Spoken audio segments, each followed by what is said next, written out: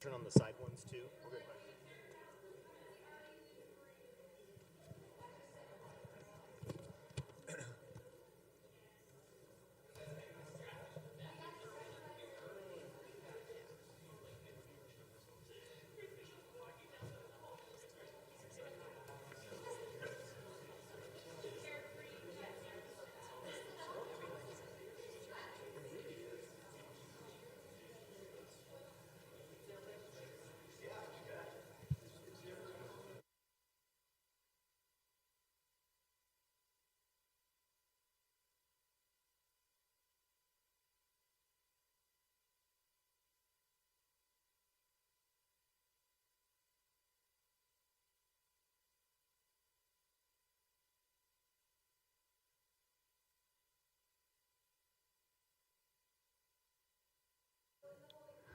Yeah. Oh, magic. I don't even need this really, but since we have it, yeah. Okay, good. Yeah, we had 120 people sign up, but I know a few can't make it for the weather.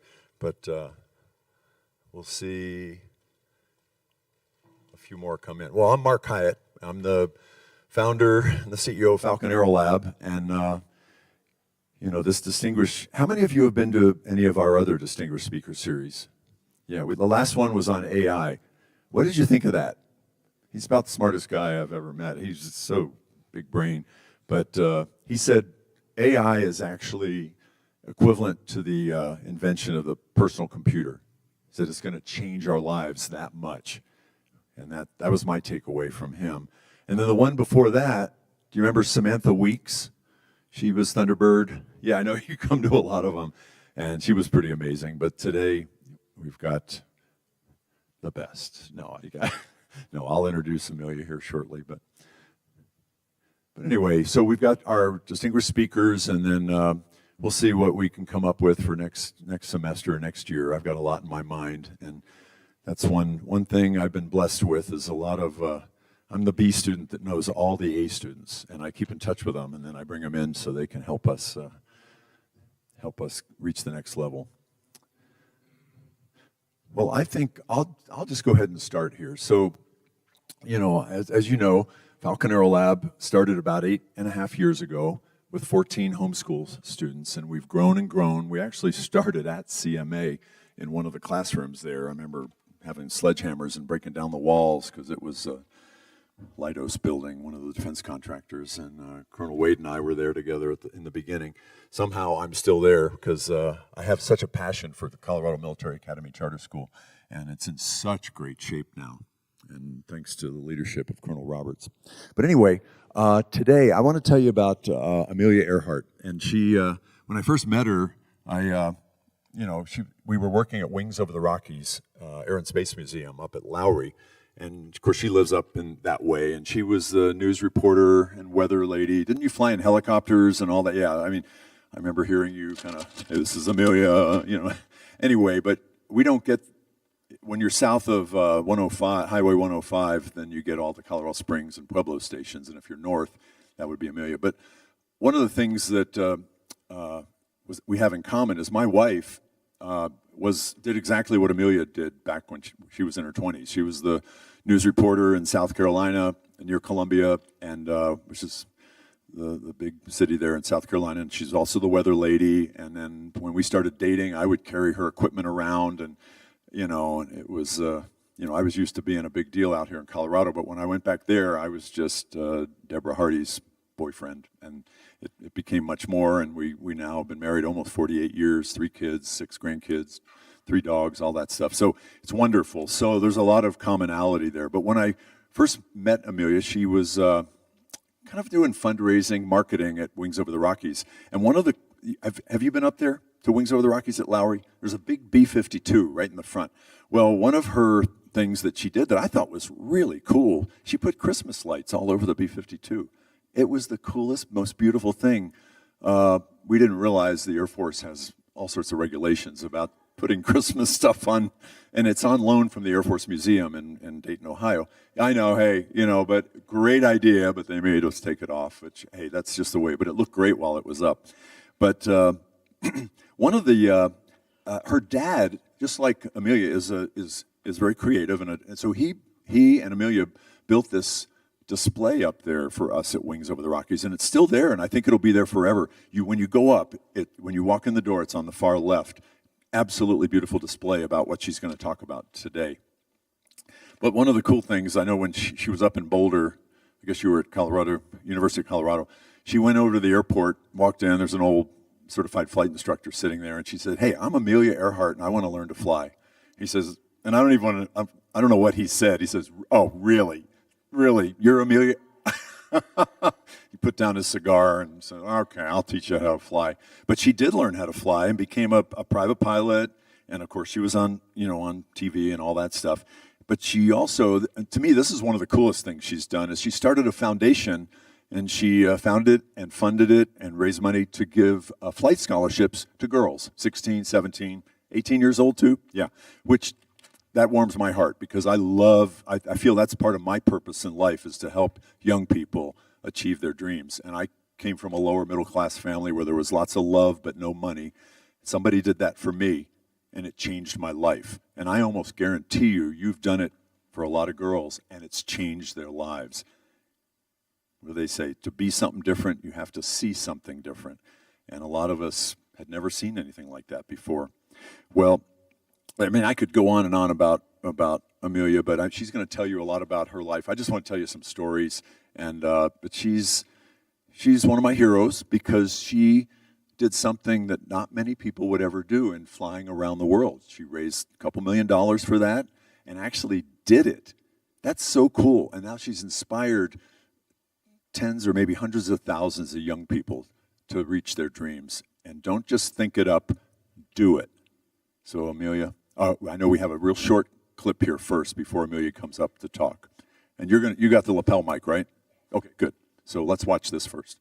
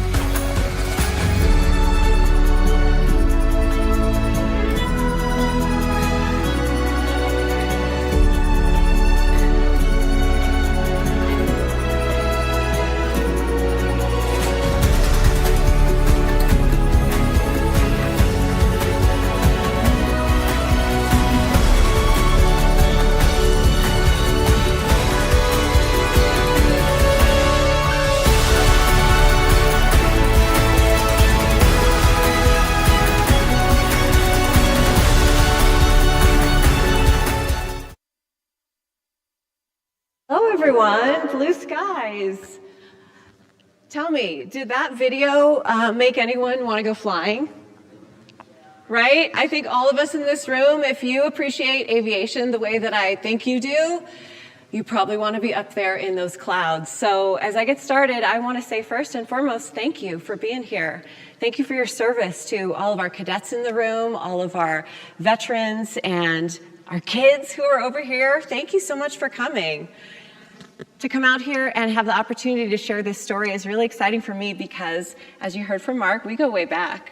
We were hanging out at Wings Over the Rockies, and I'm going to be honest with you, we were kind of the troublemakers.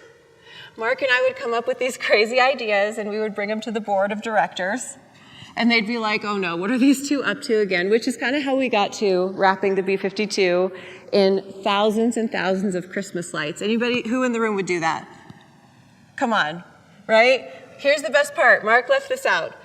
The pattern of the B-52 was all white, but the nose was red because it was Rudolph.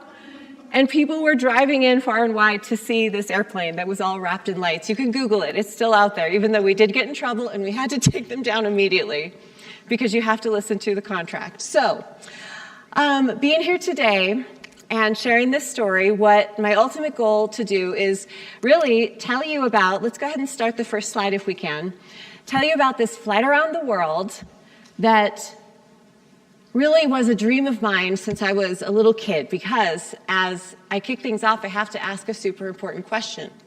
If your parents named you Amelia Earhart, would you learn to fly? In this room, we're all saying yes. You guys, when I talk and speak at my corporate events and speak to like a bunch of accountants, no offense if there are any accountants in the room, but when I say that to the accountants, they all go, no way, I wouldn't learn to fly. But here, I think we're a little more adventurous, am I right? Yes. So when I ask you that question, I think I had a bit of that adventure born into me, right? My parents took the chance and the risk to name me Amelia Earhart because we shared the same last name with the incredible Amelia Earhart from the 1930s, who not only attempted her flight around the world in 1937, she also was a fashion designer. She was designing beautiful luggage to get women and people interested in travel and aviation. She was writing articles. She was instructing at Purdue University. She was a social worker. She was doing it all. And this was just a young girl who grew up in the middle of nowhere, Kansas, Atchison, Kansas. And she was doing all of this. And to put it into perspective, because we've really only seen black and white photos of Amelia, right? She's in a textbook. She's kind of two-dimensional to us. I want to put her into 3D. Amelia Earhart was the Taylor Swift of our time, okay?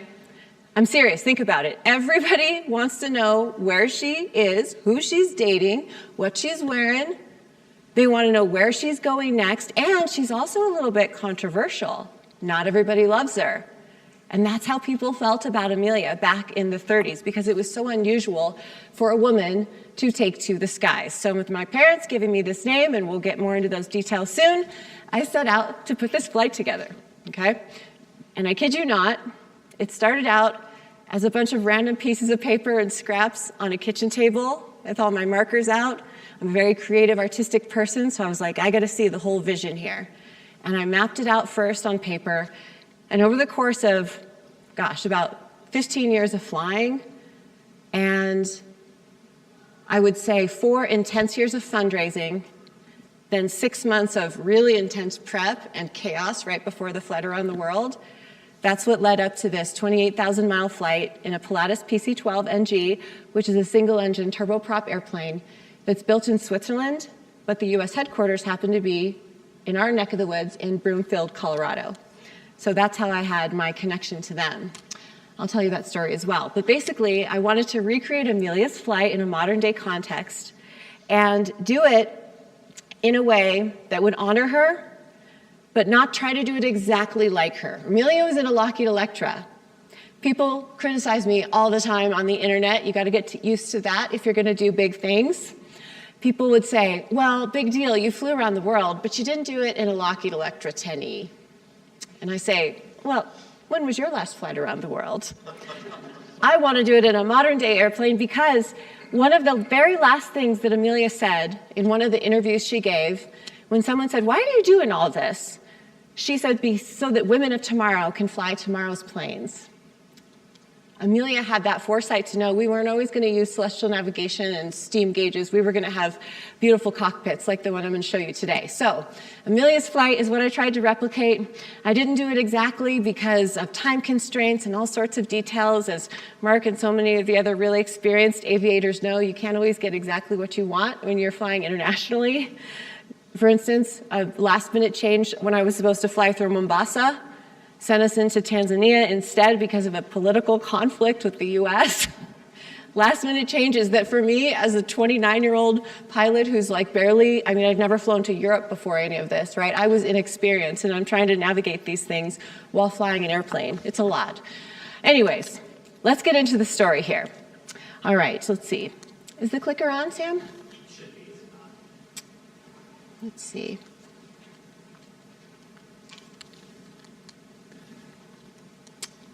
Was that me? Oh, there we go. Thank you. So, in addition to all of the fun stuff I'm going to tell you today about this flight around the world, unfortunately, we're also going to talk a little bit about weather. How many of you are studying weather in this room or have studied weather intensely because of aviation? Right? Isn't it the best? I love clouds, you guys. I'm such a cloud freak. If you looked in my iPhone reel of all my photos, it's mostly clouds. Strange cloud formations and unique things that happen in the sky, because when that's your environment and you need to be up there, you need to understand it really well. So for me, turbulence started to have a different meaning than its literal interpretation of just chaos up in the air, right, flying through a storm. For me, turbulence started being a big metaphor when I went through a really turbulent situation here in Colorado about 6 months before I was supposed to launch on my flight around the world. Have any of you in this room ever had any issues with social media or worried about bullies online or things that can happen on the internet, like getting canceled? Have you guys ever talked about this or thought about this in school? Yeah? It's a big deal, right? Even if you haven't been affected by it yourself, you've probably heard about how impactful it can be when things go wrong and the internet sort of takes over. So there's a little bit of that in this story as well, and that's the turbulence we're going to discuss. But before we get to that, back to our girl Amelia here, okay? Amelia was truly ahead of her time. This woman was doing so many things in so many different directions, pushing boundaries. She was one of the first women to ever fly a helicopter. After attending an air show and taking flight lessons, she was thinking about how to pay for her aviation goals in all sorts of unique ways. She would take out loans. She would, do different jobs through the years to find these unique connections. And I find myself looking back at my story and seeing the same thing. Okay, I would work any odd job I could get my hands on to pay for those flight lessons, because just like Amelia, she was born into a family, well, they had a little bit of cash, but I don't think they were considered overly wealthy. But Amelia had to be scrappy to pull all of this off. And for a lot of us in this room, we will connect to that. Aviation is so expensive and it's so fun, right? So our brains want to try to figure out how we can do it as much as humanly possible. So Amelia was that kind of person. And as she set out on all these different goals and even beat Charles Lindbergh's record crossing the North Atlantic Ocean after she went along first as a passenger and then did it herself, I mean, think of all the effort involved in that. She was the first and only woman to ever, I think first and only person, to receive 2 ticker tape parades in New York City, too, which is a really big deal. So when Amelia set off on this around-the-world flight, her and her navigator, Fred Noonan, who was world-renowned. This guy was expert in celestial navigation, and they had worked together, I think only briefly before this flight around the world, but they had this plan after Amelia's first attempt. They're going to do it again and go around the equator. And the world is watching. I mean, Mark, this is correct, right? I mean, the newspaper would have been following her every single day, right? The government, the military, they would have cared about this topic, right? Yep. So when you think about the context of this, every headline in the world would have been following one flight around the world. That's pretty exciting. That doesn't happen today, right? It would be so unique and people would be hanging on every bit of news, but we didn't have the internet back then. So everything is coming by, days of delayed messages returning about Amelia's flight. So she launches from Oakland and they begin flying eastbound and continuing around their equatorial path. But unfortunately, as we all know in this room, Amelia and Fred disappeared somewhere near Howland Island. And Howland Island was her tiny little island stop after Papua New Guinea. They had reconfigured the airplane. They had actually taken off some radio equipment, ditched some rafts, which to me seems like a terrible idea before you're about to fly over the South Pacific Ocean to leave your raft in Papua New Guinea. But they made those decisions. And the last radio calls about where Amelia was, basically she couldn't hear the Itasca, which was the naval ship that was parked on the south side of the island waiting for them. Their transmissions became patchy and they lost contact. And the ocean is 18,000 feet deep in that part of the world. And because the plane wasn't pressurized, the water would probably seep right into the airplane and it would sink pretty fast. And there have been tests done to see how rapid that would be to get it down 18,000 feet. But still to this day, the only question that AI can't give us an answer to, that ChatGPT cannot answer, is where is Amelia Earhart? That's kind of fun, right? The humans still have to figure that out because it takes true exploration to go down that deep to see if the plane is down there. So when the world lost Amelia, it was a huge deal. Everyone was hoping for her return, just like we've seen in modern day when people go missing or we're hoping for a positive outcome. But eventually, they deemed her missing for good and declared her lost. So when we think about the modern day context of Amelia, we learned about her in textbooks, right? Any of you kids growing up or younger folks in the room ever do a wax museum at school where you have to choose to be someone from history to dress up as? Did anyone dress up as Amelia? Or someone in your class, maybe? I've been to a lot of those wax museums giving talks, and there's a lot of Amelias with the little flight caps. So Amelia's legacy is all about tenacity and bravery and going after your goals. And she always knew the risks. She said that adventure is worthwhile in itself. And it was about chasing her dreams and doing the best that she could. But she knew that there was a possibility of something like this happening. So then we fast forward to 1983 when this Amelia Earhart comes along. So my parents, Debbie and Glenn Earhart, who were, I'll be honest with you, two kind of hippies growing up in Southern California. They met on the beach. They fell in love, got married, and had a baby girl. And my mom, who is the passionate, artistic, creative one, looked at my dad and said, Glenn, I have a great idea. Your last name is Earhart, and your family says that you are distantly related to Amelia. Let's name our baby girl Amelia Earhart. No pressure, right? My dad goes, no. If we do this, this kid could feel like she has to learn to fly someday. And my mom's like, well, what's wrong with that? He says, well, what if she feels like she has to fly around the world someday? And my mom goes, even better. My mom said, selfishly, our daughter will never go to a party and they won't forget her name. Basically, it's super memorable. It's a conversation starter, which, for better or worse, I can't get through an airport with all sorts of jokes being made about this name, you guys. Okay, here's one I always have to share. I need a sip of water. This story cracks me up because it happens every couple weeks now. When I travel as a speaker, I have the wonderful benefit, there's always a driver waiting for me at the airport. It's so nice. They help me with my luggage. I feel so safe and protected. And at the baggage claim, I see this gentleman standing there with his iPad, and across it reads, Amelia Earhart. And I get up to him, and he says, Amelia, you have no idea how many people came by me and said, man, she is never showing up. And I get a kick out of it, right? When I was your age, a lot of, maybe my early teen years, I did not have a good handle on this name. I was embarrassed about it. It was tough. Growing up, imagine a little kid with overalls. Every adult would walk right up to me and go, you better fly around the world someday.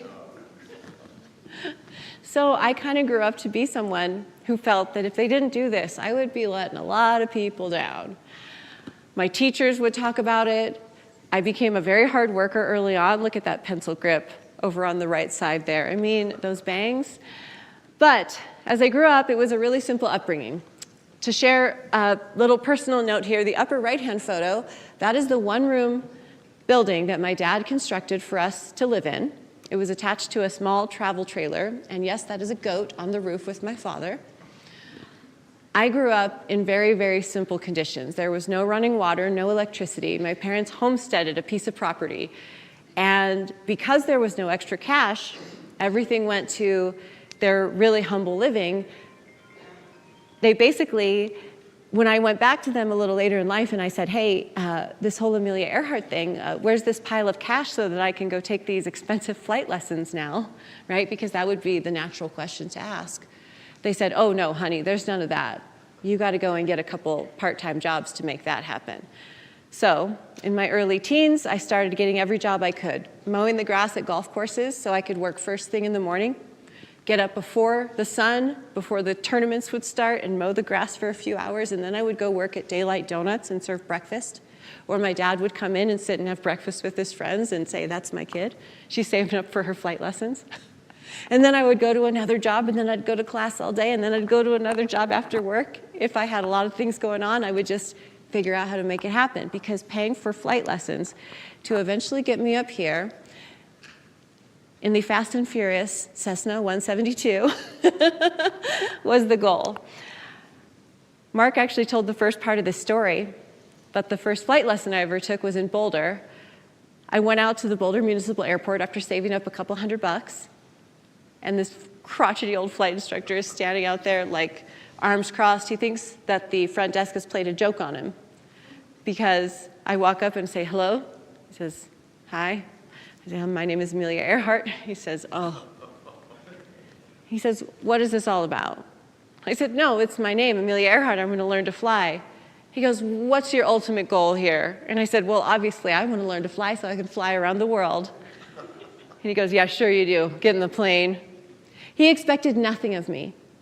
Nothing. Barely gave a pre-flight of this aircraft. We walked around. It smelled like sweat and fuel inside, and it was all cracked because it had been sitting in the Colorado sun for like 30 years, right? There was nothing fun about this until we took off. We taxied to the runway. We lined up. You know that feeling, right? You push the throttle in, and you're building up that momentum, and then you enter into ground effect, and you're deciding if you're going to take flight. You continue pulling the yoke back. You're climbing up into the sky. Everything matters, right? This is a critical phase of flight, and I was feeling it for the first time.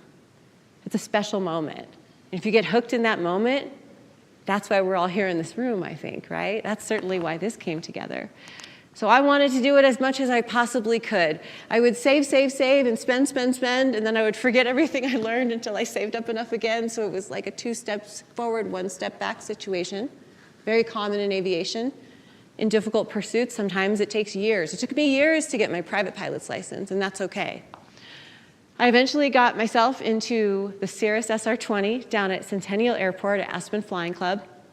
They had a great fleet of airplanes, and at this point in my life, things were changing because of aviation. This is the point at which I got to do a radio interview on News Radio 850 KOA. Anybody familiar with that radio station?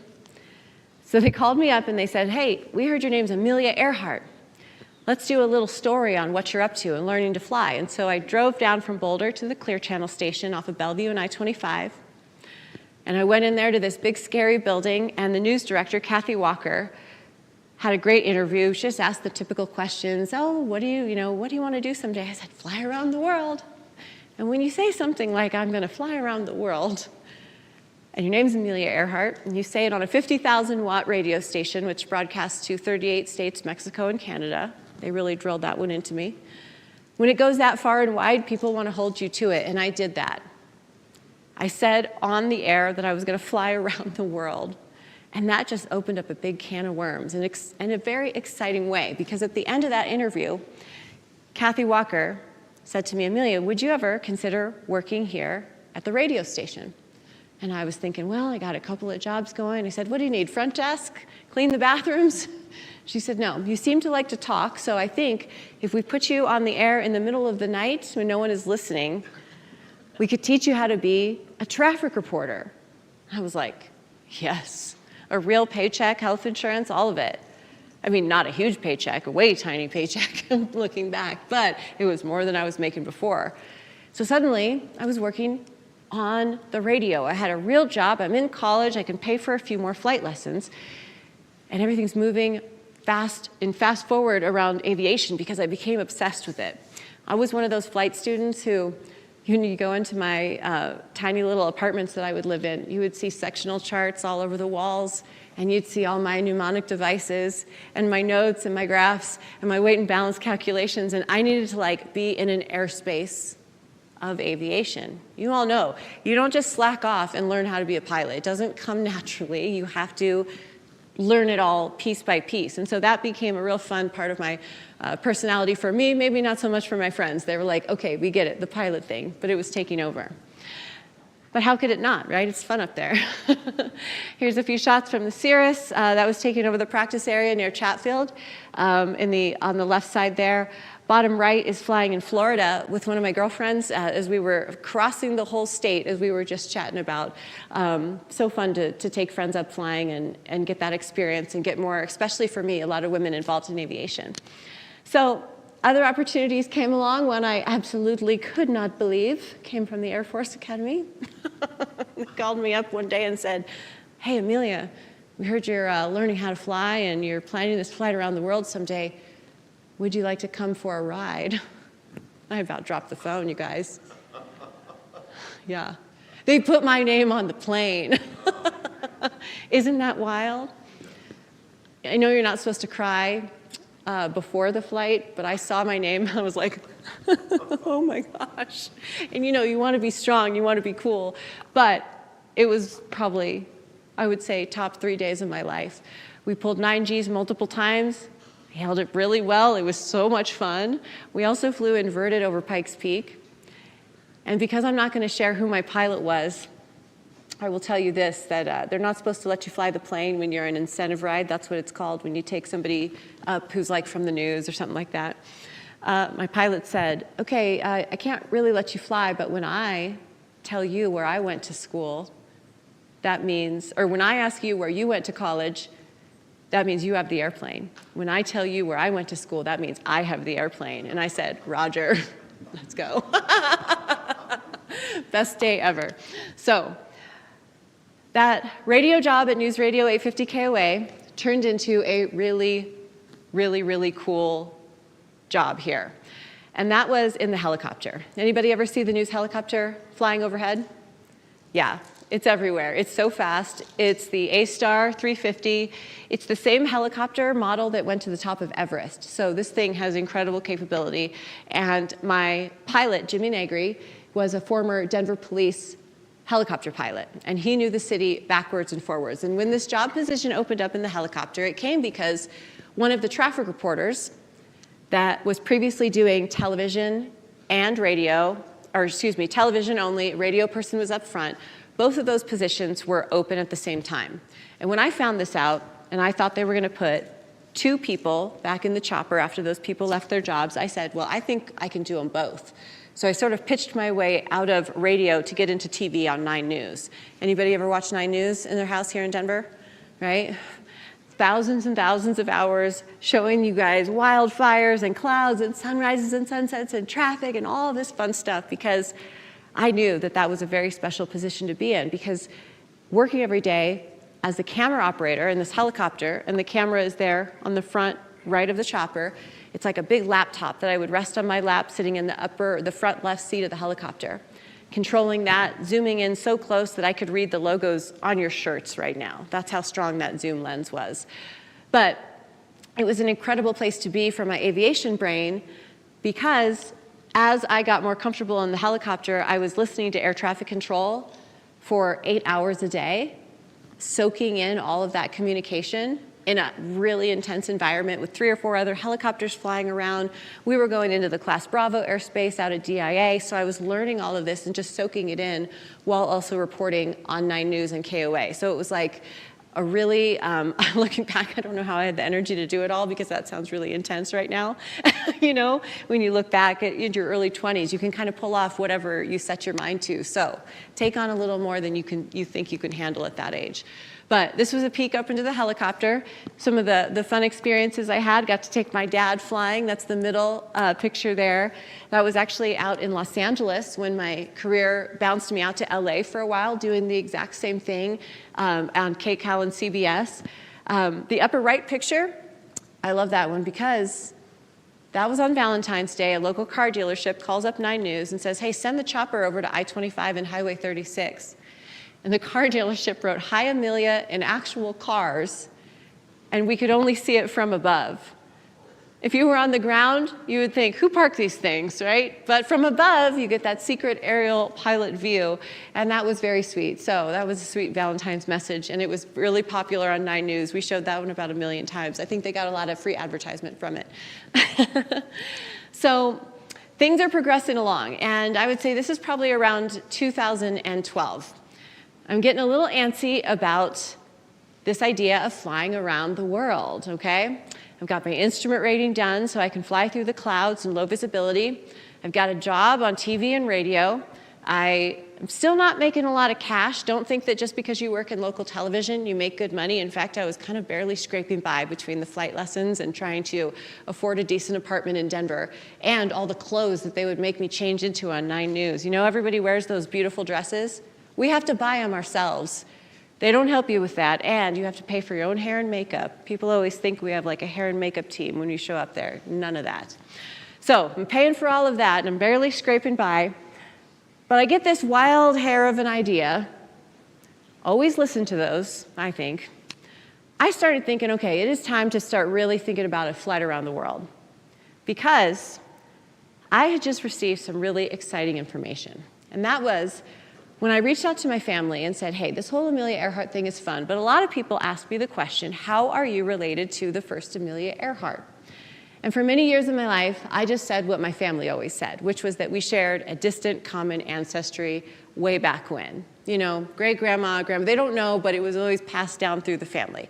Things are different now because you can hop online and go to Ancestry.com and do it yourself quite easily, but in 1983, my parents didn't know what they were doing. So, as I learned to fly more and more, one of the most common questions I would get is, how are you related to Amelia Earhart? You can imagine that's a logical question. Well, I got fed up with it, so I said, I'm going to hire a genealogist. And this was about 2005-ish. I don't remember the exact year, but it was right around then.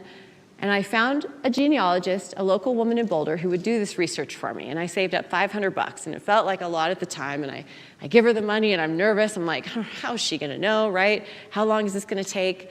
She comes back a few weeks later and says, Amelia, good news. From the research I did, we found that your family and Amelia's family are distantly connected, and that your family share this distant common ancestry traced back to the 1700s. And your family and Amelia's family lived in adjacent counties, right next door near Harrisburg, Pennsylvania. She said, so it's safe to say you are related. She said, but if you want to go to the exact pinpoint connection, we need to go into the European records, and that will be $3,500. And I'm like, that's a whole year of tuition, right? I'm still in school at this point. I could not afford that at the time. My mom and dad, they had already divorced. They had gone their separate ways. They couldn't afford it either. So I asked her point blank, am I safe to say I'm related to Amelia Earhart? And she says yes. So I start answering that way too. When people would ask how I'm related, I say we're distantly connected. We don't know the exact pinpoint connection, but we are distantly related. And I always knew I wanted to do more research, but at the moment it felt like enough information because I wasn't trying to recreate Amelia's life. It was just a neat thing. My parents didn't really help me out much with it, and I thought, well, at least I have more information now. And I took it forward with me. And what I did was I said, well, if I've got this distant common relation to Amelia, wouldn't it be cool if I could recreate her flight around the world in a modern-day plane and give out scholarships to women along the way? Girls 16 to 18 years old who didn't have enough money to learn to fly on their own. Let's give them scholarships, $7,500 a piece, to get through the majority of their private pilot's license, right? That was the average price at the time. I know it has gone way up since then, unfortunately. But that being said, I started sitting down and asking myself, okay, who would support something like this? I didn't have a lot of flight experience. I had only had a couple hundred hours building at that point, but I looked at the local map, and I had always known about Pilatus, right? This company is fantastic. You've got a picture of it there in the center. The Pilatus PC-12NG is a Swiss-built turboprop airplane that travels at about 270 knots. For a flight around the world, it would be about 27,000 feet, flying for about 1,400 to 1,800 nautical miles at a time with a full tank of gas. But in order to pull this off, I actually needed to add a 200-gallon auxiliary fuel tank to the back of this trip, or back of this plane, to make this happen. But I sketched it all out and thought, maybe I should reach out to Pilatus, okay? This is no experience, no connections. I wrote from my 9 News account, though, because I knew they would be likely to open from 9news.com. I said, Dear Pilatus marketing team, because if you want a crazy idea to take place, start with the marketers, right? You don't go, you don't go to the technical crew because they're going to come up with all the reasons not to do it. You start with the marketers who want the good story because women in aviation needed a boost. We also had a pilot shortage coming up, so we need just that interest and exposure in aviation. So I write the email and say, my name is Amelia Earhart, and I would like to discuss a very special aviation opportunity with you. And they were just curious enough to say yes to that meeting. But they pushed it off quite a ways. And so I had this other wild idea. I thought, okay, I'm not a Pilatus pilot yet, but I want to walk in there and ask them if I could borrow this $4.5 million plane, right? What would make them likely to say yes to that? I have to go to flight safety. So I did something that I do not recommend to you youngsters in the room who are just about old enough to start doing this. I put it on a credit card. Do not do that. I had a $10,000 bill.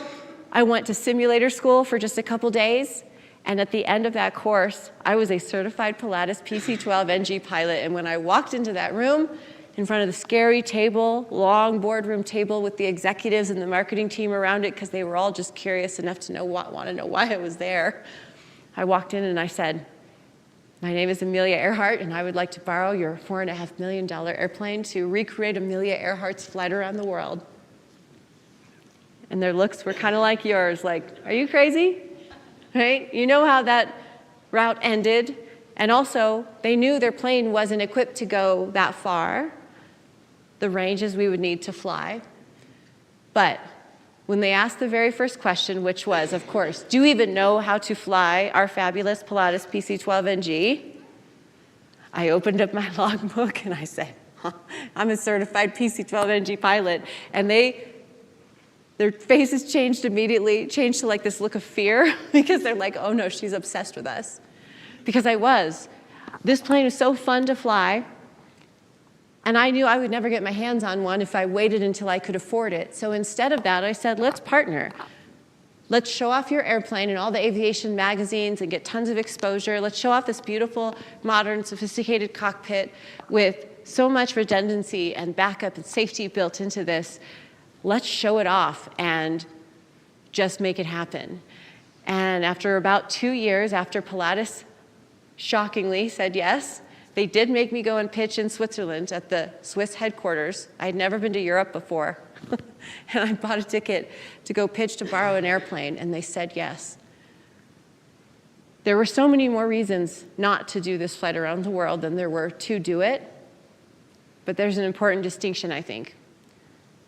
The reason to do it was more meaningful than the number of reasons, right? You could list so many safety concerns with a trip like this. We were in an experimental configuration on this flight around the world, so quite complicated. So a couple things I had to do before flying around the world. Let me do a time check here. Okay, we're going until about 11:30. Okay, you guys all good? If anyone needs to take a break, I will not be offended. Come and go as you need. This is a long one. I never get to speak this long, so you're getting the full juicy story. All right, so a couple things I had to do. I'm working full-time on the news. I'm getting up at 2:30 in the morning. I'm blah, blah, blahing about traffic and weather for several hours, coming home, taking flight lessons. And then Pilatus says to me, well, if you're going to do this flight around the world, and I believe they were testing my commitment here, they said, you have to pick it up in Switzerland and fly it back. I said, okay. I open up my checkbook, so to speak. That's where your money is, kids, or it used to be in a checkbook. And I looked at the balance, and I thought, I don't know how I'm going to pay to get to Switzerland right now, but I'm going to figure this out. And I did. I bought that ticket, and I flew back across the North Atlantic Ocean with a Pilatus ferry pilot, Theodore Spichtig. That's him in the middle, the two of us in Iqaluit, Canada. We're up there, bringing the plane back through Scotland, Iceland, Greenland, Canada, back to Broomfield to configure the flight, or excuse me, the fuel tank in the back. Along the way, I took an engine maintenance course, which would help me, I think, gain credibility in the aviation world because people would just assume that I'm kind of along for the ride, just as people did with Amelia back in the 1930s. So a big concern of mine was really understanding the aircraft in all of its dimensions and not just kind of, learning the basics. Another thing I had to do was super fun.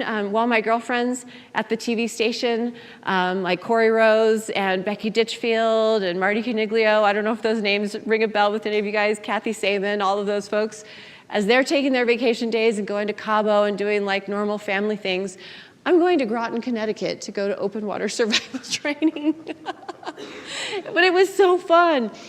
What they do is they have a fuselage of an airplane with the nose and tail chopped off. It's suspended over like an Olympic-sized swimming pool that they create these really wild environments of thunderstorms and lightning and thunder. And the plane, you're strapped inside of it in your harness in different positions. You've trained to learn how to hold your breath, but the plane is lower down in the water. You hold your breath at a strategic time. The fuselage flips. You then have to get yourself out of the harness, get your passengers out safely by using touch points to get out of the pool. All the while, it's dark and thunder and lightning simulation. Because what happens with pilot training is that we want to go through these really extreme environments that are actual possible outcomes on a flight around the world, so that in the event of an actual emergency, if I have an engine failure at 27,000 feet and I'm over the water and I've passed my point of no return, which is an actual mathematical calculation of a point over the water, once you reach a point where you can no longer turn the plane around and pitch for best glide and get back to the end of the runway, once you're past that, you're going down in the water if your engine fails and you're only on a single engine plane.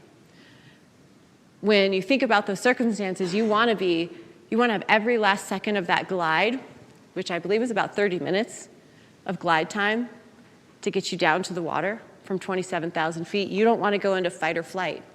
You want to have been so familiar with using your life raft, knowing what to do if you're going to get stuck out in the water and have to wait for someone to come and rescue you. And the crazy thing is here is they put you in a raft, they toss you out of the boat, toss the raft, you have to open it, sort of slide inside like a seal in your wetsuit, and then the boat takes off because they want to see how you react, not knowing how long you're going to be out there until someone comes to rescue you. I had no idea, but it was, I would say, maybe hour and a half. It was tough to know, but they wanted us to dig into the survival gear, come to know all the details, really get comfortable with it, because imagine doing that for the first time just after you have crashed an airplane on the water or ditched it.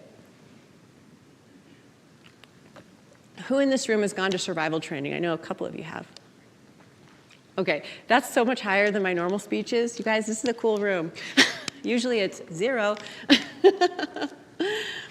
So, this all comes together. I get the certification. I come back to work. I take the whole survival outfit on, and I put the news dress back on, and I'm back on the green screen going, southbound I-25 is delayed at Highway 36 because of a crash in the left lane. Those phrases are so drilled into my brain from all those years. But then, more details yet to be done. Got to put that fuel tank in the back. So these are the calculations for the PC-12 if we take the bathroom out, okay? Saves a lot of weight, don't ask about that. We took the interior walls of the plane out to save weight, the floorboards. So we got 200 extra gallons, and we became the first Pilatus PC-12 to ever put a fuel tank, an auxiliary tank, on board any of their aircraft, which felt really special to get that permission. We did lots of test flights here over Denver. We would take the plane flying out of Broomfield, test the pumps, touch the switcher, because you are constantly, with 3 tanks like this, going from left tank to center tank to right tank, balancing for about 8 to 10 hours in flight. It's hard to remember that even on our short flights, right? Imagine that. It just becomes so routine, and you've got a timer going, and you've got, there's a million things going on. With that added layer of complexity, another part of this was that we were flying internationally, and when you show up with a giant silver box in the back of your aircraft in places like Papua New Guinea and Singapore and Tanzania and Dakar, Senegal, and Brazil, they're like, what? Because they've literally never seen that on a Pilatus, and it looks kind of fishy. So paperwork galore. Everything would need to be planned out. I had folders and organizations where you'd open up a binder, and each binder would be its own country. Landing, weather, clearances, backup plans, alternate airports, emergency contacts, I even had to write letters, to my family before this flight saying goodbye if anything crazy happened on this trip. I mean, the levels of directions that we had to take, every extreme of possibility, from complete success to total failure, it was such a fast learning curve going through all of this and trying to figure it out, because I was also, essentially, if I didn't ask for this flight to keep moving forward as I was planning it, there wasn't somebody above dragging me along. I had somehow talked about 100 people in the aviation community into helping this flight move forward. And the team, Mark, you know these people, they're busy. They're not like just sitting around waiting for me to call and say, hey, can we go do a test flight in your gorgeous aircraft that's gonna cost us about $15,000 this afternoon? No big deal. These are, I look back and think about the high level requests that were happening, and I'm so grateful. And it just proves that you cannot do it alone. So team was such a big part of this. So speaking of team, another big aspect of this trip that is sort of an interesting point to make in this room, because I know in aviation, we all understand this a little more than most of my crowds. When people find out, let's say just we're casually chatting and getting to know each other, and I'll say, oh, I flew a plane around the world. And they'll say, wow, did you go solo? And I say, no, I took a co-pilot with me. And they get this disappointed look on their face, and they go, well, you didn't go alone. And I say, tell me about your last flight around the world. It shuts them up every time. The point being, incredibly complex missions like this require teamwork in a lot of ways. Now, while the PC-12 can be flown solo, single pilot configuration, with the experimental addition of the fuel tank, it could not be flown that way. Also, I knew that I had asked for a big leap here. I only had a couple of hours of flight, or a couple hundred hours of flight experience within the Pilatus PC-12 at this point. So when you think about the safety level there, I wasn't willing to risk going solo on this trip, even if it was legal. We had a $20 million insurance policy built into this trip. 14 countries over 18 days, thousands of things could have gone wrong. So I will stand on the stage and tell you right now, while my ego would love to tell you that I flew around the world solo and be that hero who did it all alone, and there are so many people who have done that and who will do it, for me, it wasn't the right time for that. In fact, Pilatus actually said to me, Amelia, you can go now with a co-pilot, or you can go when you have 6,800 hours of flight experience in the Pilatus PC-12NG. How many years would that take, Mark? A lifetime. A lifetime. And I think they were sort of saying, if you want to do it solo, we're going to weed you out with this because it'll never happen, right? The odds of things that could have gone wrong. And so, of course, I said, no, I want to go with a co-pilot. I am not the pilot who can fly this around the world solo, but I was the captain. And when I met Shane Jordan, my co-pilot on this around the world journey, after meeting 2 other prospects who had the availability to do this kind of flight, I knew the first 2 were not going to be a good match for a cramped little cockpit for 18 days. I was like, no way can I sit with you for this long. The vibe was off, okay? But when I met Shane, one of the first things he said to me was, Amelia, I don't know how you talked him into this. I don't know how you pulled this off, but I am here to back you up. Tell me what to do. And I about fainted because a man in aviation had never spoken to me like that before. I was so used to being told what to do and this is how it is and you can't do it that way. And Shane asked more questions than he gave solutions. He would ask me questions and let me figure it out myself. I grew so much on this flight around the world because he was the expert. And I said to him, Shane, people are going to assume that you just flew this whole flight and I just sat there and did my makeup in the pilot and command seat. I said, and honestly, go look on the internet. Lots of people did say that. And he said, Amelia, I'm not going to touch anything unless you tell me to. And yes, there were stretches where I needed to go and stretch my legs back behind the fuel tank and he would take over. But every takeoff and landing was me. All radio communications as much as possible were me because I didn't want Shane to feel like he carried the load. But I also wasn't afraid to ask him questions. And there were plenty of times that the 2 of us would look at each other after we're past the point of no return and we would say, did you hear that? Is that a normal noise in our engine? And even Shane, with all of his years of experience, would look to me, and we were a sounding board for each other. So I learned so much about teamwork. And there's such a difference between solo flight and a pilot co-pilot situation.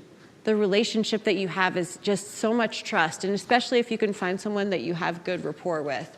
So Shane was incredible because he also asked his kids permission if they were okay with him going on this flight around the world. I paid him to go there. I paid him to do it, so he got a good, check for being away from his family. But they were 6 and 8 years old, you guys. And they said yes because they thought it would be cool if Dad flew around the world with Amelia Earhart, right? That sounds fun.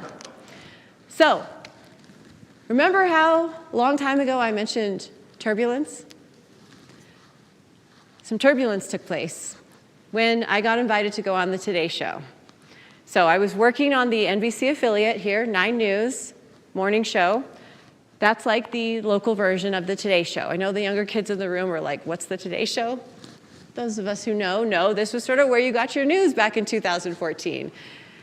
And it was a big deal to get this phone call. Fly to New York. They paid for me to go to New York. I went out there. I even had my publicist with me who was helping to promote the flight around the world. And I sit down on the couch, and Natalie was there, and Al Roker was doing the weather. And it was just such a neat experience because you watch these things your whole life, and then suddenly you're inside of this little box. And that's how I realized that that's how people feel when they visit 9 News here and come and do station tours with us.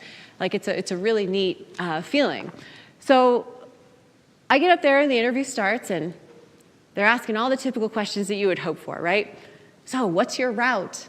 What inspired you about Amelia Earhart? Why are you doing all of this? Tell us the whole thing.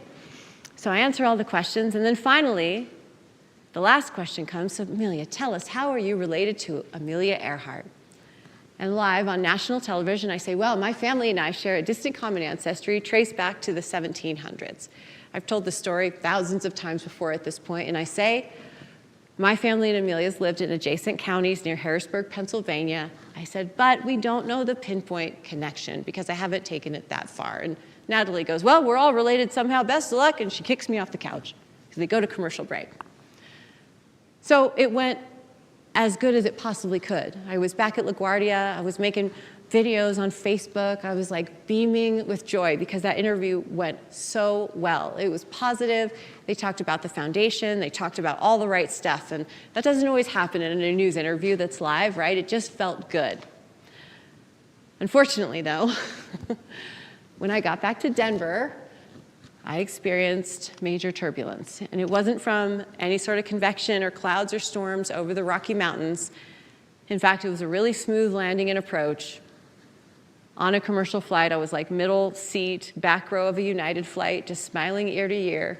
But when my phone turned on, I was expecting to see notes of like, hey, congratulations, or good job on the Today Show, right? All the positivity that had been coming my way just earlier that day. But what I started to read instead was the real Amelia Earhart wouldn't want to share a name with someone like you. I'm like, ew, Twitter. I hope you crash into the ocean and die, just like the first Amelia Earhart. The internet, the safest, kindest place on planet Earth, right? So I'm like, okay, well, that happens after you do something on national news. There's going to be comments on both sides. But I'm noticing really quickly that they are overwhelmingly awkward and strange. But the next one that really got me is when I knew something was desperately wrong. You're a liar, a fraud, a fake. Change your name. I'm like, what? Why would someone say that? I called up my boss, who had left a voicemail on my phone. His name is Mark Cornetta. He's a general manager at 9 News. He's a real big deal. He's also a pilot. Wonderful person, supporting my journey, gave me extra time off to do this flight around the world, all of it. He said, Amelia, you got to come down to the station. We got a big problem here.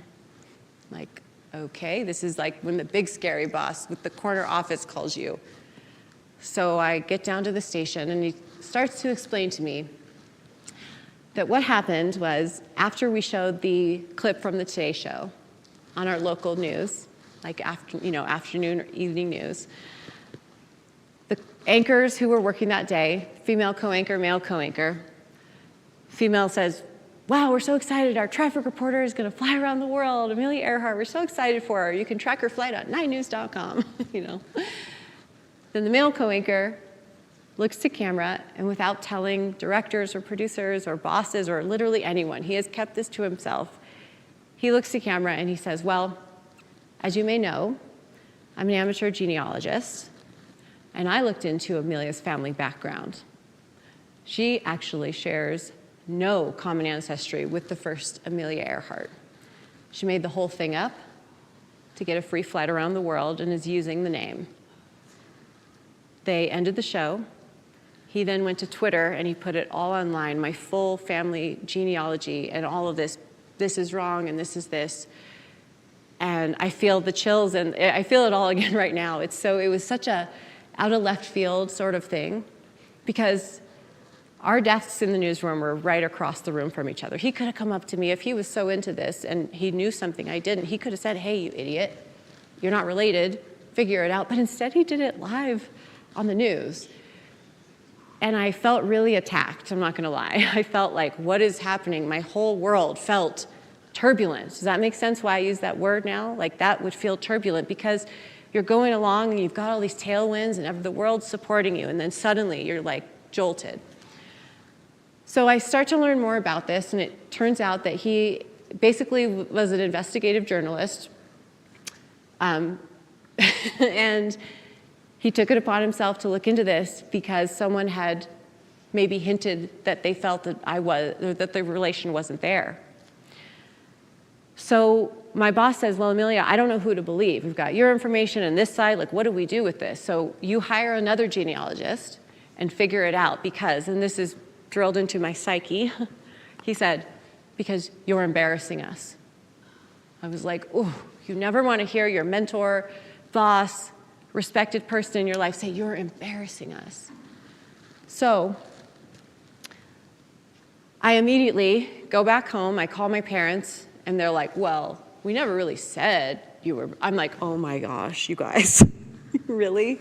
Like, they were backing away from this story that had always been told to me with this new controversial information coming out. And I hired a new genealogist who worked in Salt Lake City who could fast track this process, and it was very expensive. And when the information came back, I saw the phone, it was sitting in my car out in front of my driveway down here at my Centennial apartment. I lived as close to Centennial Airport as I could at the time because that's how much I was flying. I would need to do multiple trips out to the airport, so my apartment was there specifically. And it's sort of ironic that I got this phone call so close to the part of town where I had spent more time up in the air, seemed like, than down on the ground. But I was sitting there in my car, and when the phone rang, I could just hear the tone in his voice, this sweet man who had done this research for me. He said, Amelia, I'm so sorry to tell you this, but you actually don't share a distant common ancestry with Amelia Earhart. He said, this new report from your co-anchor is correct.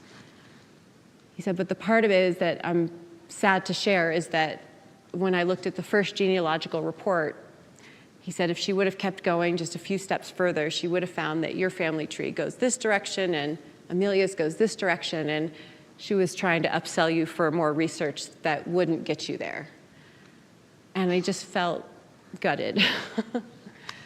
I was so embarrassed, you guys. I felt shameful. I felt like I let Colorado down. I felt like I feel the emotion coming back because, like, you know, you're here in this town where so many of you probably have been familiar with some part of the story or seen the news. Like, it hurts to be up there and be on TV in this public way and have people look and say comments like this. And other things that people would send me were like, I can't believe I let my kid track your upcoming flight around the world. You know, what a failure.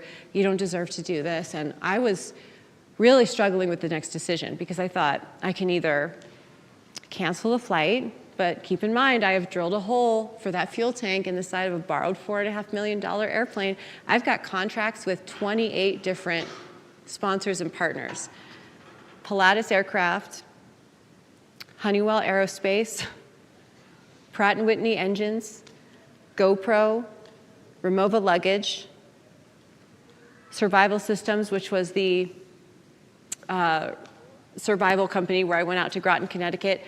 All of these companies had already invested so much money, time, energy, and here I am in this controversy online.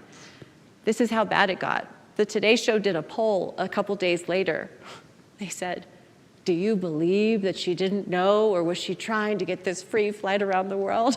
You never want to see the Today Show doing a poll like, vote now on this person's character. It was so tough. And meanwhile, while all of this is going on, I still have to be on the news, you guys. So I'm wiping the tears away, and I'm up on the green screen talking about traffic. And then I would step off camera, and I would just burst into tears.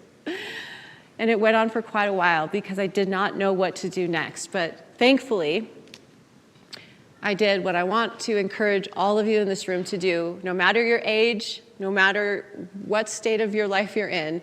When things get tough, you don't have to handle it alone. I want you to reach out to a mentor, okay? Thank goodness that's what I did. I called up Tom Nelson, who is an executive at Remova Luggage, who had been a big supporter of mine, and him and his wife had been so supportive of my journey and really felt like family. But I knew he had that business acumen to tell me what to do next. And he said, Amelia, you know, you're flying through a really dark storm right now, and this is tough for you. But from my perspective, if you make one small heading change, I think you'll be able to keep your flight in the air. And I'm like, yeah, right, one small heading change. What could we possibly change 1 degree to get back on track here? He said, Amelia, how about you stop worrying about being related to Amelia Earhart and start relating to Amelia Earhart. 1 letter difference. Think about that. Being related to her was an out of my control situation, a by chance genealogical connection that suddenly wasn't there. But I was still the passionate pilot who had thrown her whole life into aviation, started a scholarship fund to send girls through flight school, flown every different airplane upside down, inside out, just fell in love with this. Wait, suddenly because I'm not connected by blood to this woman, I don't deserve to fly around the world? Give me a break. I learned new information in a super embarrassing way. That's the bottom line. So when I looked at this opportunity, I thought, oh my gosh, if I only have to relate to her, we already have all of that in common. And that's where you look at the story and go, this is the twist that makes it better. Because if I can do it now, not related to her, that makes it even better. And I called up every single sponsor, every single one. And some of these were like the tippity-top scary CEOs who had signed off on this project. And I had to tell them the much shorter version of the story that I just told all of you and explain what happened. And I'm very proud to tell you that every single one stayed on board. Not one single person dropped out, including the entire staff at Wings Over the Rockies. And that meant the world to me to have that support, because when my co-anchor tried to embarrass me like that and get me canceled, I don't know why he did it. I don't know why. But having gone through that, now you can throw anything at me. I'm like, what turbulence? I got this. Because when it all falls apart, you learn a lot of skills up here, and that's how I learned that the only plane that never experiences turbulence is the one that stays locked up in a hangar, okay? When it's sitting on the ground, it is very safe. If I never would have pursued the whole Amelia Earhart thing and done any other career, it would have been great. I probably would have had a great life, but I'd be answering awkward questions my whole life, that's for sure. Maybe change my name. Because I think I would have had that feeling that I would let everyone down if I didn't do it. So with that in mind, and this in mind, I flew around the world. Can't believe it. Started in Oakland, California. Shane and I crawled into that airplane, and as soon as we take off, I felt like catch me if you can. It felt so much vindication, because the same news station, my home TV station, still was reporting after this controversy went on and I was nearly canceled that she's doing it anyways, right? Doesn't that sound more exciting? So these pictures I want to show you now are some of the colorful images that I snapped with my iPhone from the front left seat of that Pilatus. We've got the South Pacific Ocean. We've got a 60,000-foot cloud top between Singapore and Darwin. Beautiful cloud formations over 28,000 miles around the globe. I got to be the first pilot of a PC-12 to ever land in Hawaii, because previously you didn't have enough fuel to get there. And so with that extra tank, they came up to me and put the lei around my neck. It was so special. Views there of Shane and I taking notes along the way. I was given this huge bouquet of flowers when I landed in Dakar, Senegal. Oh, I'll take questions at the end. I don't want to make your arm get tired. I'm almost wrapping up here, though. The pictures here that you see around the South Pacific and those flowers here, just the colors, the vibrancy of this trip, right? I wasn't sitting at home playing a video game. I was out there like you all in the sky, learning how to do something so complex in a really changing environment. So it was like living life to its fullest. And I see jumping for joy here in these pictures, actually jumping out of pure ecstatic joy.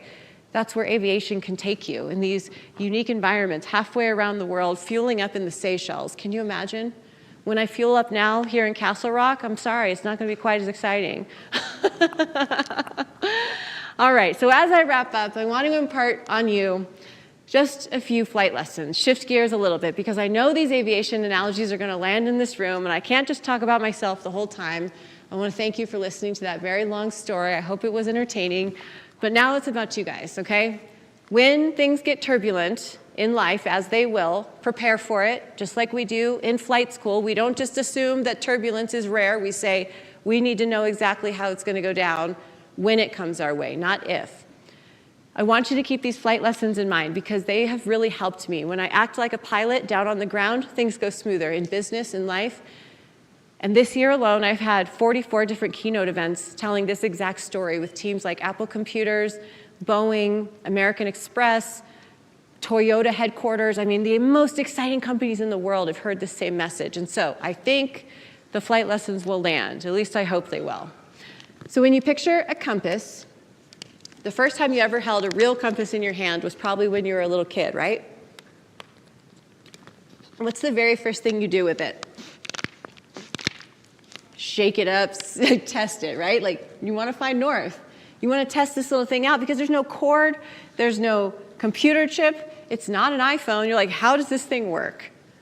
There is a magnet inside, right, that will tell us where north is. And that idea of finding our true north path and identifying north for all of us, and that's really what I felt with this name of Amelia Earhart. I felt like I had one path in life. If I don't fly around the world, I'm a failure. Okay, that is not the case. If I wouldn't have done it or it didn't go right, I would have found other things to do. But the idea of having only one true north calling is something I want you guys to let go, because the real value of identifying true north on a compass or north on a compass is that then you unlock south, east, west.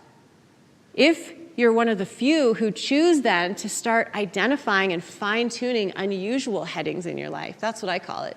Ways to do it your own way, not the beaten path. That's north, south, east, west. You guys got to get out on 073 and then course correct back and forth, right? That's what I was doing when I was going through this chaos of my name issue before my flight around the world.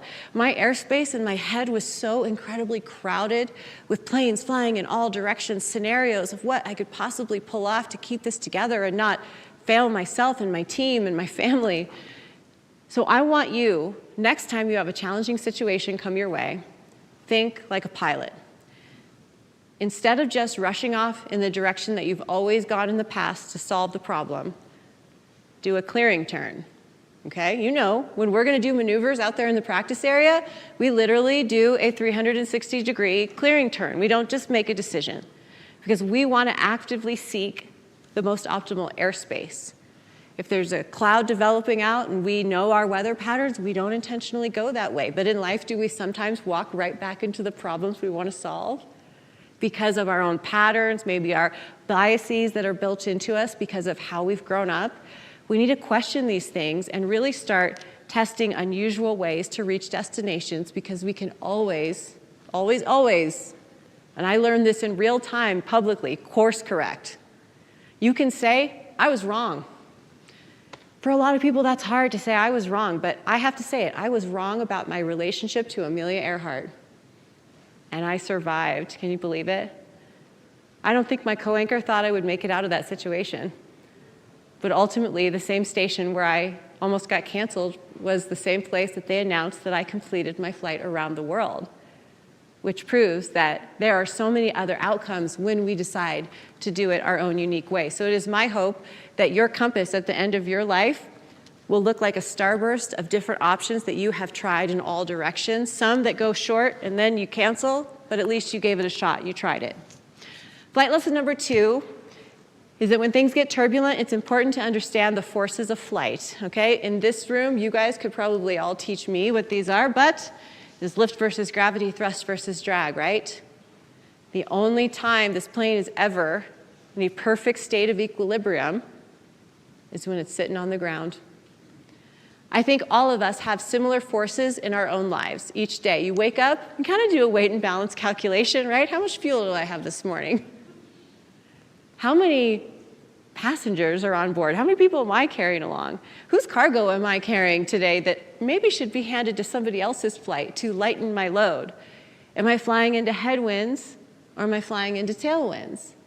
All of these factors, when we think about how we start our day, as I was going through my challenging situation, I would go, okay, well, today I have to do an apology video for social media announcing that I'm not related to Amelia. Like, how's my fuel tank today? Do I have the mental capacity to not have a full-blown panic attack while I'm trying to make this happen, right?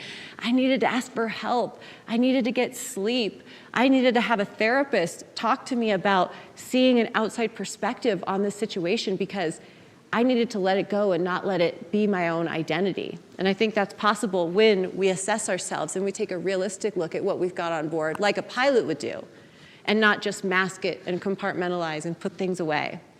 So, as you think about those forces of flight, know that if things ever feel a little off balance, especially when you're working towards a big goal, right? Things can feel stressful when you're studying for your check rides. I know those feelings well. Tabs and highlighters in every room of your house because you're so nervous about these tests. In those situations, you're going to need to add the right amount of opposing force to get through those times. And if your weight and balance feels a little off, that's actually a sign that you are in flight. It's not a bad thing, right? We adjust around that center of gravity, but we have to define what it is.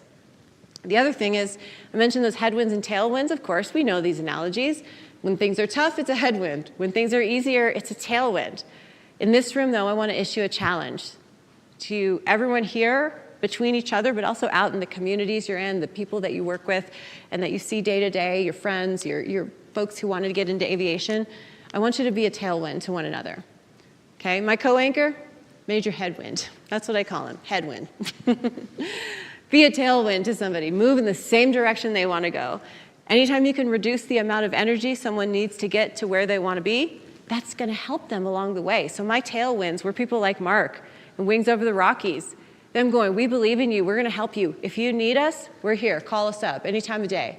That goes so far. Even if you never use those options, if you never have to do it, it just feels good to know that you are, not alone and flying solo, right? These are co-pilots in our world.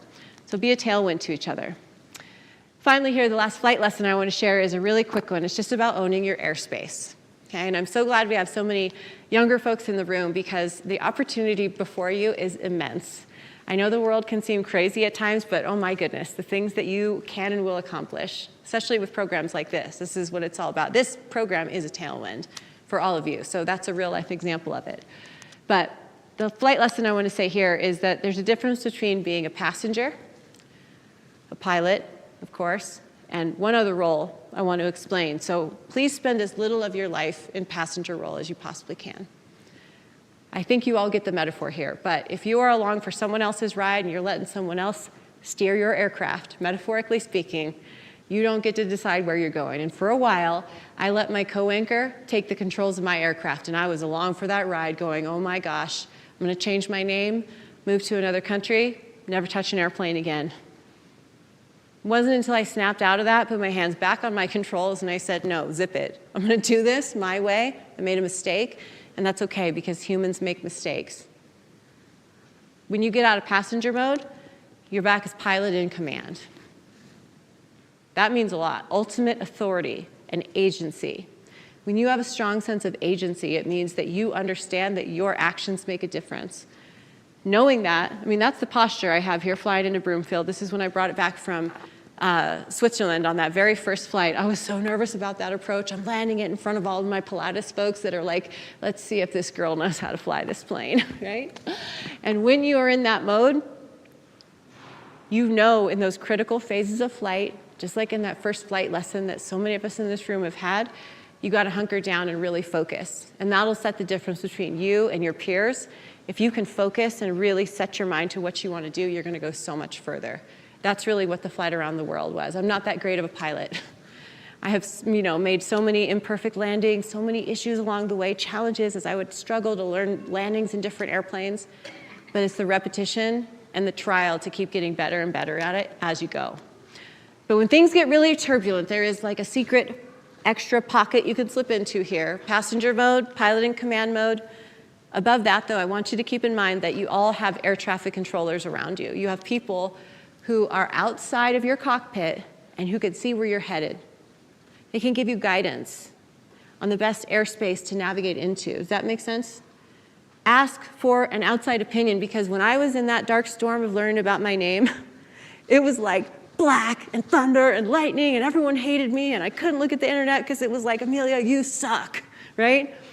It wasn't until I asked for that outside perspective from my mentor, Tom, and he's like, hey, if you go this way, you got clear blue skies and a tailwind. I couldn't see it though. So ask for that outside assistance. So finally, Shane and I were coming in to wrap up this flight around the world. 14 countries, 18 days, only 2 rest days built in. So 8 to 10 hours of flying each day. We barely ate anything. We had like every bar and health goo, powder, everything like that on the plane. We had a nutritional group up in Boulder put together all this food for us, but all I wanted was a cheeseburger so bad.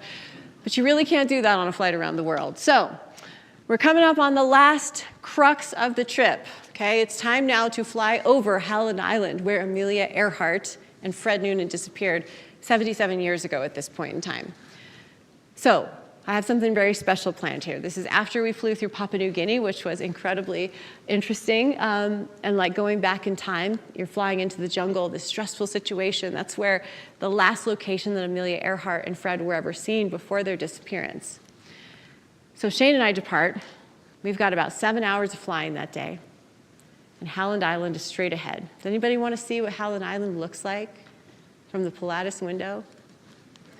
Probably the best picture I ever took. This island is only 1.5 miles long and half a mile wide. Think about that. You could walk around this in a very short period of time, okay?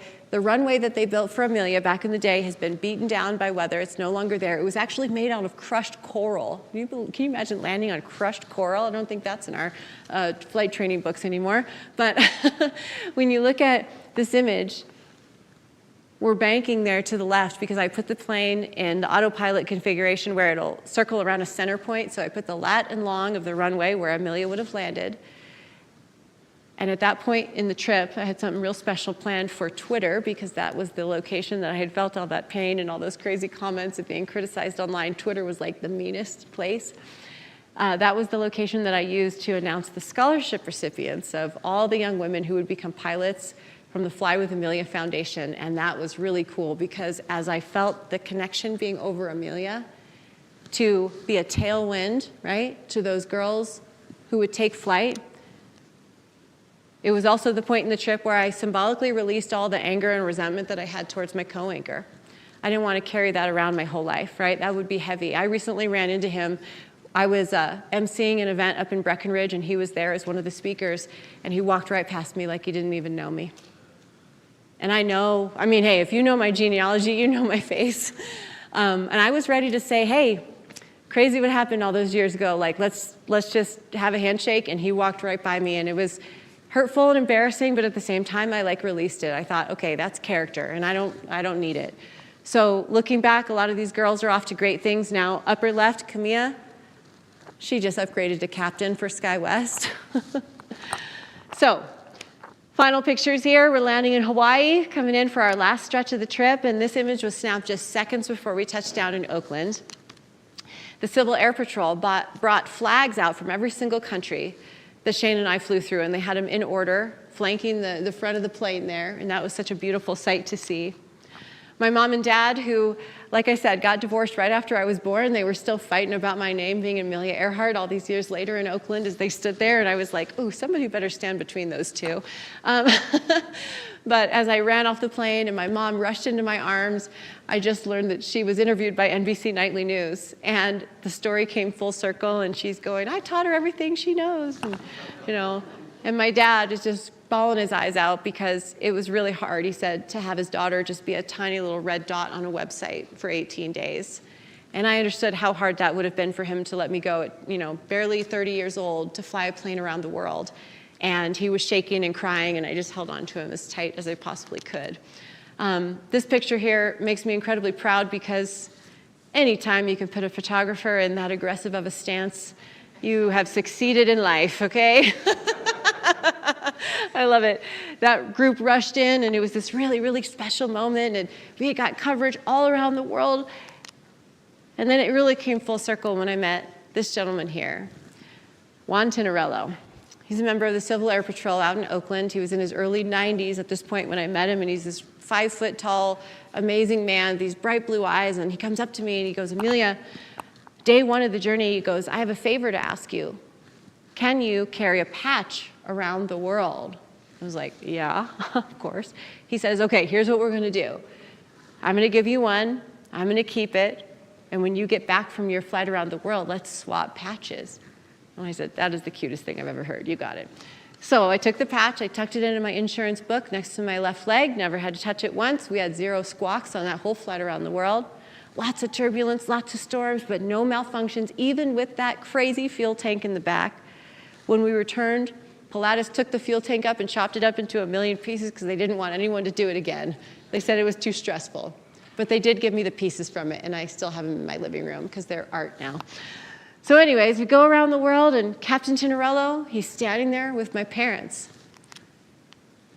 I walk up to him, and I say, holding the patch, I say, sir, we made a deal. And he's standing there proud in his full uniform, and he actually designed this patch. They're the Amelia Earhart Squadron. It's got the Electra on it. I lean over, I give him the patch, give him a big old hug. And as I lean away from him, he's crying with those beautiful blue eyes. And he says, Amelia, there's something I didn't tell you when I gave you this patch 18 days ago. He said, when I was a little boy in 1937, I heard on the radio that the first Amelia Earhart was about to depart from my home airport here in Oakland. He said, I begged and begged my parents to bring me out here to the Oakland airport. And I stood right here, and I watched the first Amelia depart on her flight around the world. He said, I've been staring out at that horizon for 77 years, waiting to see her come back. And you just brought her home. And for a girl who's not related to Amelia Earhart and did it anyways, yeah, that feels like bringing the spirit of Amelia home, right? That's what felt so good. It was the imperfect flight path that got me there. And the wildest conclusion to all of this, which I'm so excited to share with you here because it's brand new news, is that I've been invited to join the next search for Amelia Earhart's plane. And we may actually be able to bring it actually back. It's a group called Nauticos. They have members on their team who discovered Titanic and other incredible discoveries, submarines, shipwrecks, etc. They asked me to join as the spokesperson to represent the around the world pilot on the trip and also do social media and all that. So if we find that plane, we may actually bring her. We lost Captain Tinarello, though, a couple years ago, sadly. But his legacy will live on because there's so many people who have contributed to her legacy through the years. And just a final reminder, as I open it up for questions and all that, the only plane that never experiences turbulence is the one that's locked up in the hangar. So keep taking flight, you guys. Thank you.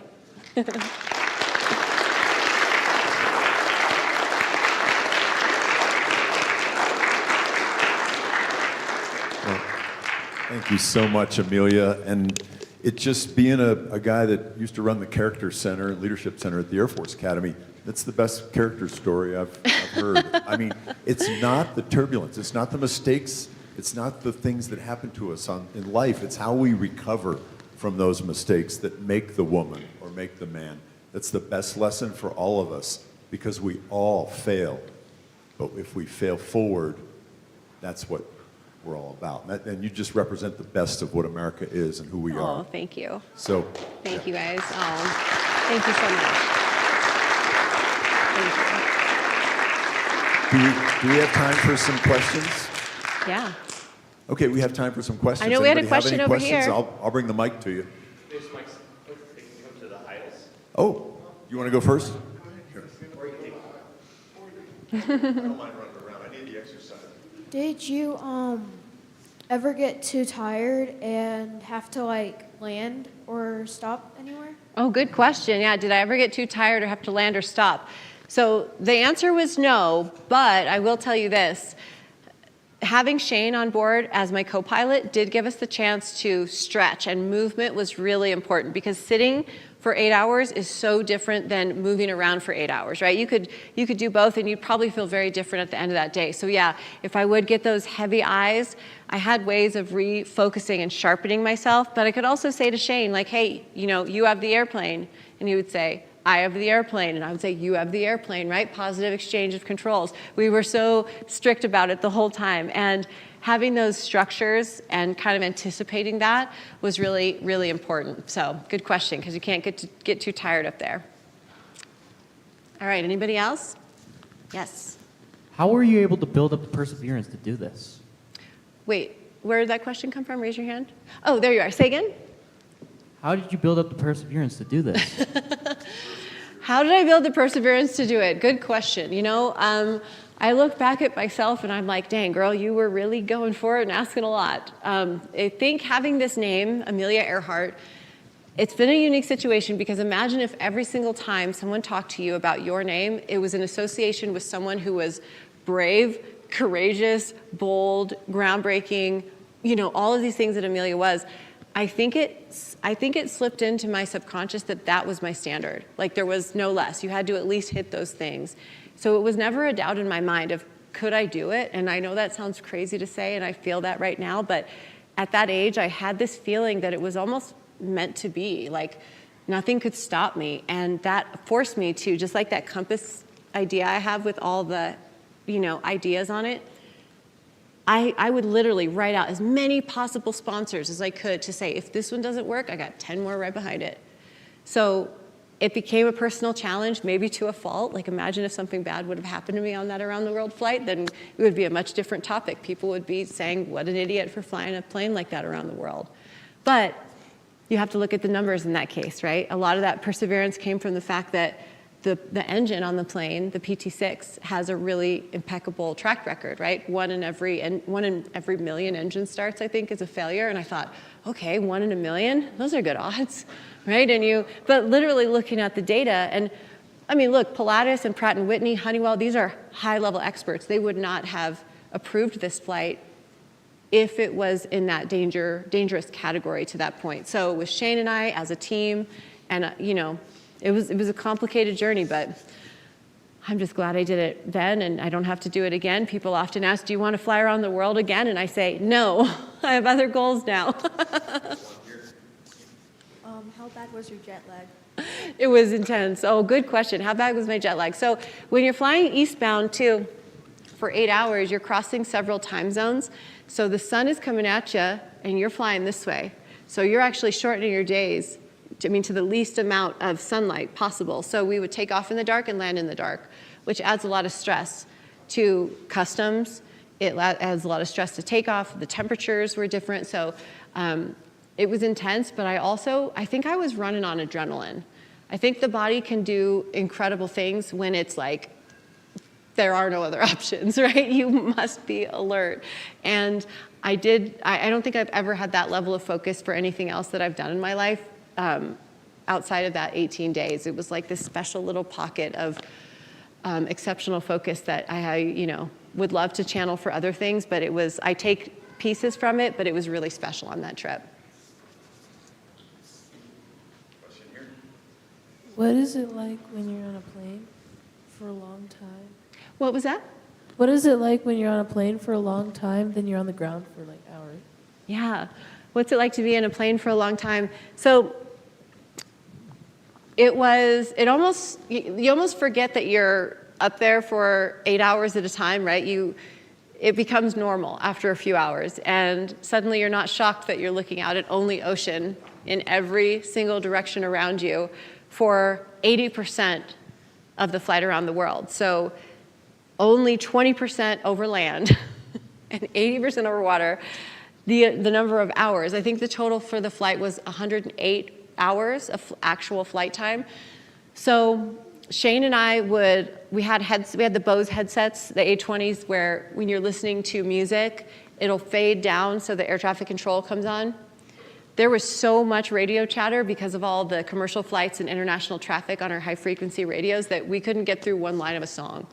It was like, you'd hear one and it was so annoying because then it would fade down to air traffic control. And even if it's not for you, you're listening for your tail number with different accents and all the different dialects, because all the countries we flew through, even though English is the international language of aviation, it didn't matter. The accents were so thick, so you would think you heard your tail number, especially when Shane was like sleeping back behind the fuel tank. I was on extra high alert. Because I'll say, as a female, I felt a little bit more judged when I had to ask for clarification. Like I could feel maybe like or maybe I was perceiving it, but it sort of felt like annoyance, like why can't she get it right? But sometimes when you have to ask for clarification, it's for safety. So it was very stressful. It was moments of intense stress and extreme boredom. When there's nothing going on and you're just like contemplating your life and flying around the globe, and then when you are on final approach into Singapore, one of the busiest airports in the world. Yes? What was your favorite part about the trip? My favorite part about the trip, I know that there's some literal answers like the sunrises and the sunsets, like seeing the views outside the windows, the colors. Did everyone see how beautiful it was as you drove in today? The bright blue sky and the snow. It doesn't always look like that. I thought, it is so spectacularly blue outside. I was seeing those kind of colors, but on the deeper side, right? Dark blues, turquoise, greens, browns. And I'm an artist. I love colors. And if you guys check out my Instagram page, you can see some of my paintings that are, they're based on my aerial photography, and they look like landscapes and oceans and things. But that's the easy answer, okay? The views, right? I'm a visual person. But the more meaningful level, and I want to say this to everyone in the room because so many of you just starting your careers now and thinking about what you may want to do with your life as you grow up. The things that have come post-flight around the world that have completely changed my life. Things like flying with the Thunderbirds, things like getting to work in television news, right? All of these things, being a professional speaker now, speaking to all these countries around the globe, it came because I decided to take flight, right? And lean into that. And that's where that credibility came from. So I love that you're all interested in aviation. It's going to build the character and rapport that you have around yourself. That energy of a pilot in command, walking into the room, even just symbolically, feels different than someone who's walking in as a passenger. So I think it's the lessons and takeaways. One more over here. Yes. What was the challengingest part about your flight? Well, the what most? The most challenging part about The your most flight? challenging part, good question. I think, so the most challenging part was thinking ahead. So if one change happens on a flight around the world, it starts a ripple effect of hotel changes, clearance changes, daylight changes, hours, flight crews, people coming in, fuel orders, the arrival date of everybody coming to Oakland to meet us on the final day. It wasn't like we had a guaranteed arrival date of, whatever date was going to be, because there could, if we would have gotten delayed by a storm. Luckily, somehow that didn't happen. We planned the best weather week or weather weeks in June and July to make this happen. And I looked at hundreds of years of climate data. In fact, I went to my meteorologist at 9 News. I was like, okay, let's look at the intertropical convergence zone over the equator and find the most likely time where we're not going to get crazy storms or winds to slow us down. So it was that stress of like the what ifs were the challenges. Communication was really challenging too when we would land at an airport and English wasn't the first language of the people at the airport, but we're trying to make it work. And I found that, this might sound cheesy, but the only international language that I could really connect through was like kindness and looking people in the eye and letting them know, like, here, I want to communicate with you and I'm trying. Not to get short with people, not to be pushy, not to say, oh, I'm this American pilot with this big fancy plane and I'm flying around the world. You got to chill. You are a guest, right, around the globe. And I also knew that I was representing Amelia. So a lot of the locations were matched to her stops around her original journey. So I made sure to like really, connect it back to her and keep it respectful the whole way. So. Well, the good news is our pizza's about to arrive in about 5 minutes. Oh, one more question? Okay. First of all, Amelia, thank you. I Thank speak for you. everyone. This has been so wonderful. Thank you. So I wondered if you could put a slide in your presentation, because I was trying to grasp this change that Tom helped you with. Yes. And could you again restate Yes. what that change of your focus was, because I want to write it down. Oh, you're right. I did kind of gloss over that, and it may not have come out clearly. The difference was when he said, Amelia, I think it's time you stop worrying about being related to Amelia and instead start relating to her. Relating to her means acting like her. Be courageous, be bold, be a little out there, make a few people angry, right? People were so mad when I still flew around the world, you guys. They were like, she doesn't deserve to do it. She shouldn't have this. I'm like, well, then stop me, because we get the right permissions, you figure it out. But yeah, there's a difference between the bloodline and how we can all relate to each other. I can find something in every single one of you that we have in common, no matter what. Even if we are completely different politically, ideologically, et cetera, we all have something in common. And that's, if you start from there, I think it's easier.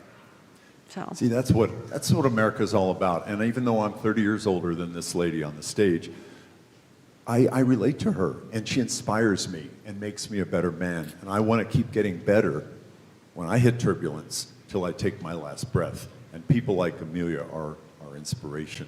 I want to also just point out one person in this room that I know she doesn't like it when I do this, but we have another American treasure in this room, and her name is Connie Engel. She's right here, and she was the first woman to graduate from Air Force pilot training in 1977, and I had the privilege of being an instructor there at the same time, and I remember her running around out on the flight line when she was 27 years old or whatever you were back then. Wow. And now she just finished her aviation career as a Gulfstream pilot, flying all over the world. Wow. So, American treasure, American treasure. That's so cool.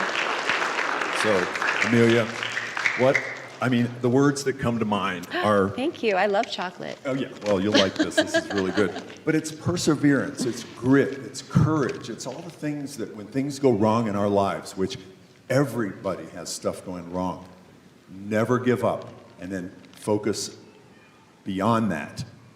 America's the land of extreme makeovers. We can do this. So thank you so much. Thank you, Mark. It's an honor. What an honor. Thanks, everybody.